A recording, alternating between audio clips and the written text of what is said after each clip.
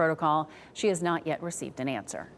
This is a live look at Fayetteville through the WRAL Live Cam network. Not much wind to speak of right now, but Idalia is getting closer to North Carolina. Its center meteorologist Mike Mays is in the WRAL Severe Weather Center. Mike, raining everywhere, but when is the heavier rain going to get here? Up toward midnight, and at that point the winds will start to pick up as well. And as you said, they're not all that heavy or strong right now, but that will change in the next several hours.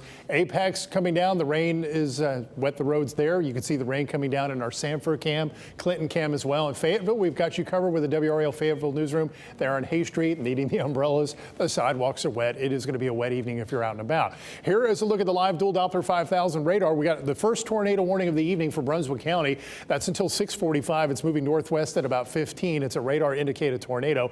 I'll have a closer look at that in just a moment, but I want to point out the first flood advisory of the evening up in our northern counties. Some thunderstorms have developed right along the I-85 corridor and really haven't budged or moved, so they're raining over the same spot. So up to an inch of rain has already fallen, and there's a possibility of some minor flooding in this area. There will be more flood advisories and likely flash flood warnings as the heaviest rain now in South Carolina begins to move in. And there is that tornado warning in southeastern Brunswick County near Ocean Isle, moving to the northwest at 15.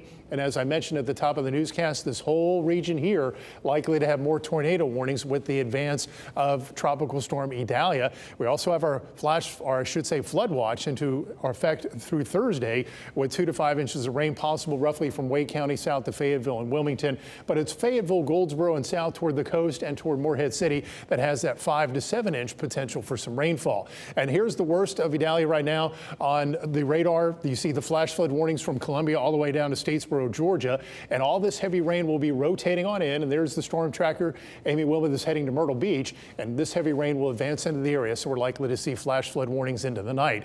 Take a look at the current wind gusts across the state of Georgia and South Carolina. Some high wind gusts up to 46 just north of the storm around Columbia, 34-mile-per-hour wind gust, and around Georgetown, 21-mile-per-hour wind gust. These numbers will go up through the evening and will increase across our area after midnight and tomorrow morning. And through the path of the storm, you can see the percentage of power loss where the storm made landfall as a hurricane, and then farther north as the storm weakens, we're not seeing the percentage of power outages quite as steady and heavy as farther south and west. We'll see some of these power outages increase up toward the north. We have a low to medium risk for power outages. Where you see the yellow, it's more of a low risk, medium for Fayetteville, and points south and east toward Wilmington, because that's where we have a tropical storm warning in effect. Your winds likely to be stronger there.